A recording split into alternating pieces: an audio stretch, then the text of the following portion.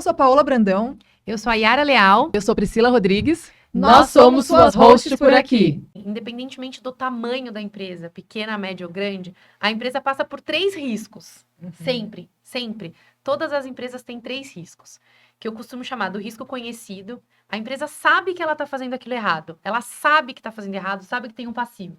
Mas ela assume o risco. Então, quando chega um processo judicial, uma fiscalização, ela não é surpreendida. Ela fala, puta, devia ter feito certo, mas eu sabia. O segundo risco é aquele risco que a gente chama de risco percebido. Quando o empresário, ele percebe que tem alguma coisa errada, mas ele está tão envolvido com a rotina dele, massacrado pela rotina, que ele nem para investigar, porque nem o conhecido ele resolveu. Não. Imagina estudar o que é esse que ele não conhece. O percebido. Então, esse risco percebido, ele fala, putz, eu devia ter feito, não fiz, ou deixei passar. Eu tava com aquele sentimento, mas deixei. Exato. Ou resolvi não fazer nada, então eu estou consciente de que isso podia ter acontecido em algum lugar. Mas o pior risco que existe para qualquer empresa é aquele risco desconhecido. Que é quando a demanda chega, a fiscalização chega, o processo trabalhista chega, e o empresário ou a empresária não sabia que aquilo era possível. Leva um susto. Leva um susto, ele foi surpreendido negativamente com uma coisa que nunca ninguém falou para ele. O advogado não falou, o contador não falou, o mecânico não falou, ninguém falou, ninguém do financeiro. Então, essa capacitação que a gente oferece aqui no Mulher Automotiva, ele traz clareza para as empresárias, para as mulheres que trabalham nesses ramos, para que elas não sejam surpreendidas com riscos. É claro que, assim, o nosso material, ele tem sido construído conforme as demandas chegam, mas o fato da gente estar disponível para tirar dúvidas, trazer clareza e evitar essa surpresa do risco conhecido, do percebido ou do desconhecido, eu acho que faz esse grupo ser tão especial. A gente trabalha com marketing, com risco, com conhecimento, autoliderança, com financeiro, e isso faz muita diferença aqui, onde a gente está hoje, para o que a gente já construiu e para o que a gente vai construir. Eu queria fazer um elogio para a doutora Yara Leal. Ela é a primeira advogada que eu conheci na minha vida que não fala juridiquês. É muito legal isso. Ela fala, a gente entende. Vocês viram ela falando algum juridiquês? Não fala. Passivo, ela falou. Olha, mas, bom, eu tento não falar. É porque a minha área é uma área muito técnica mesmo. A gente aprende a ser assim. Mas trabalhando com tantas pessoas, com tantos empresários, que eu atendo empresas, né? 99,9% das pessoas que eu atendo são empresárias. E esse 1% que sobra são os diretores ou diretores que trabalham nas empresas que têm problema com doméstica. Ou que são executivos que querem, de alguma forma, negociar a rescisão. Então, assim, a minha vida é trabalhar com empresas efetivamente. Mas como as pessoas não são advogadas, eu sentia que criava uma distância, um distanciamento, um abismo entre o que eu falo e o que a pessoa quer ouvir. E não tem a ver com capacidade de entendimento, tem a ver com falar a linguagem que as pessoas estão aptas e querem, têm interesse. Então, eu resolvi abolir esse juridiquês da minha vida, não criar abismo, criar ponte. Tanto que o meu lema é descomplicar o direito. Então, quanto mais simples eu puder ser, eu serei, entendeu? Porque eu acho que isso cria pontes, cria conexão, cria elo, facilita a vida.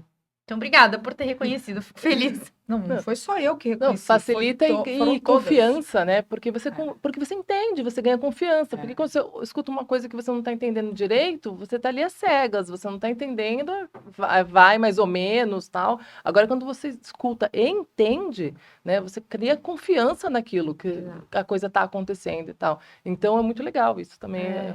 Eu tenho a impressão, quando a pessoa fala, por mais que eu admire aquela pessoa, quando está tão complexo, eu falo, putz, não tem, porque eu não consigo acompanhar. Né? Então, mas o que tá falando? Não, você fica até com medo. Falou, o que será que ela tá falando? Tá falando alguma coisa que faz sentido? Ou será que tem uma coisa que não faz sentido e eu não tô nem entendendo o que é? Não tô conseguindo nem tirar uma dúvida, não tô conseguindo nada. Então, eu acho que é isso, a confiança se constrói na simplicidade. Eu também parto dessa premissa. Eu tenho pavor de profissional que fala muitas palavras técnicas. Isso acontece no marketing também. Para que falar um monte de coisa em inglês que as pessoas não vão saber o que é? E aí eu vejo os profissionais até usando uma entonação diferente ali e tal. Eu falei, mas para ficar caro o serviço? Deve ser, né?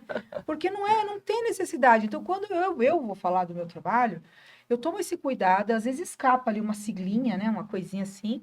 Quando é comigo, gente da minha equipe, eu explico. Eu falo, ó, tal coisa é isso, tal coisa é aquilo. Quando eu tô no cliente, eu tento nunca usar. E aí, se eu perceber que ele está com dúvida de alguma coisa, eu repasso de outro jeito. Porque eu preciso que ele tenha clareza no que eu estou entregando para ele. Eu prefiro trabalhar numa relação de transparência, né? Então, você garantir que a pessoa está entendendo o que você está falando é libertador até para a gente, que é especialista. Né? Estou fazendo um negócio que ele sabe o que eu estou falando que eu vou fazer. Entendeu? Isso é importante até para liderança. Porque a gente, às vezes, fala para a pessoa o que a gente quer fazer, a pessoa faz aquela cara de paisagem de que entendeu tudo e te entrega uma coisa completamente diferente. Isso só atrasa. Isso atrasa. Alinhamento de expectativa é super importante. Então, eu já treinei isso. Às vezes eu explico alguma coisa que eu quero, a expectativa do trabalho, e eu falo, você entendeu? Entendi. Então me fala você, com as suas palavras, o que você vai fazer.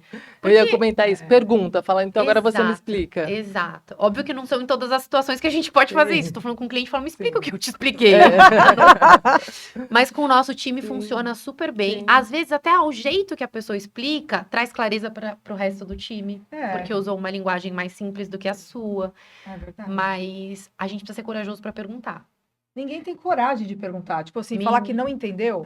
Eu fico me colocando no lugar, né? Quando eu tinha menos experiência profissional, eu morria de vergonha de alguém achar que eu não estava entendendo aquilo ali.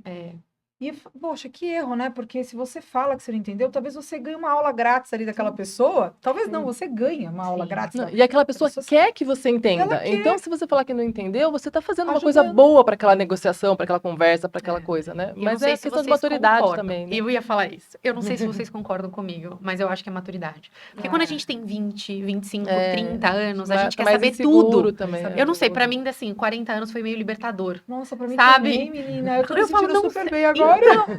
Eu não sei isso, não entendi. Eu deixei de ter aquela obrigação de saber tudo. Para mim, essa fase foi realmente revolucionária. E tem uma coisa também, a gente acha que sabe tudo mesmo, tá? Um pouco antes ali. Exato. Eu lembro quando eu saí da Pit Stop, isso faz 3 anos, né, que eu saí da Pit Stop. Eu saí achando que eu conhecia o mercado automotivo, assim, nossa, eu conheço tudo do mercado automotivo. Eu tava me achando ali. Quando eu fui pro front ali, entrar mais, eu ia pra oficina mecânica, mas era muito pouco. Entrar em oficina, retífica, autopeças, falar com a mulher da oficina, falar com o dono de autopeças, ver como é que ele compra, como que ele vende. O balconista, eu lembro que eu estava sentada atrás de uma mesa de televendas no chão, conversando com o balconista, escondido, porque o chefe dele não podia ver.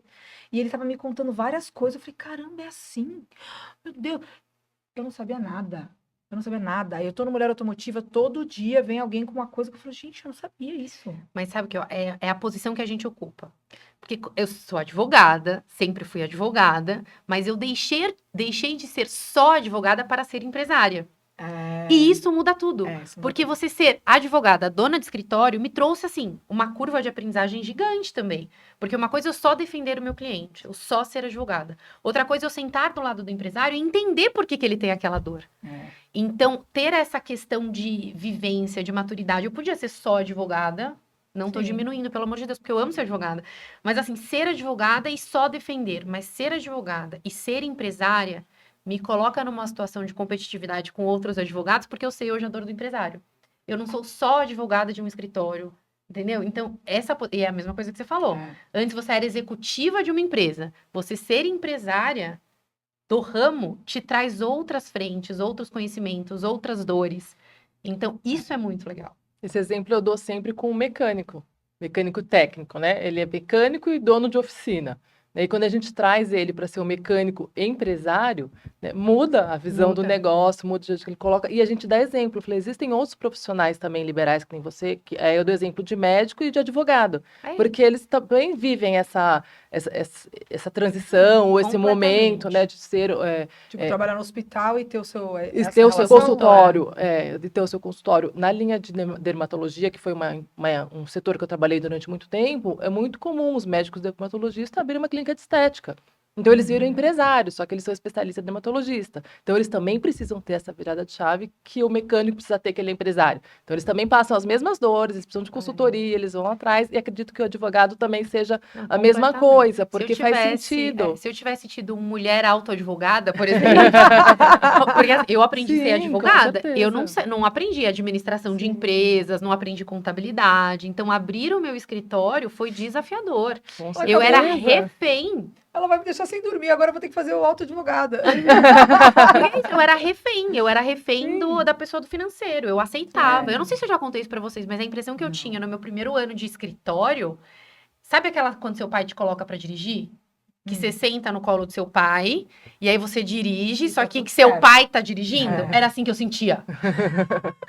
Que eu tava ali, dirigindo a empresa, mas que, na verdade, não era eu que tomava conta. Era assim que eu me sentia. Óbvio, assim, aprendi bastante, não sei tudo, mas ter uma mentoria como essa teria me ajudado tanto.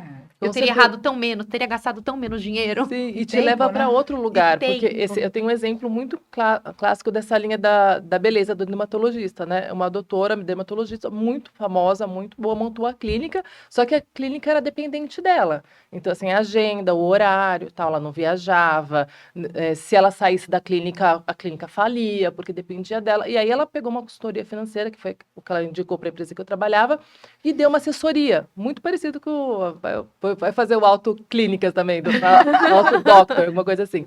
Aí ela pegou uma assessoria, ela implantou os procedimentos que não são médicos dependentes, implantou o que é médico dependente ficou com ela começou a acompanhar a parte jurídica, e aí ela montou, e aí nesse exemplo que eles estavam me contando, ela falou assim, ela passou um mês em Nova York, foi o mês que mais faturou a clínica. Olha isso! Então isso é o poder dessa transformação, de conscientização, ela era dependente, a clínica era dependente dela, da ação dela como médico. E negativamente, então? Negativo, porque... Ela estava atrasando.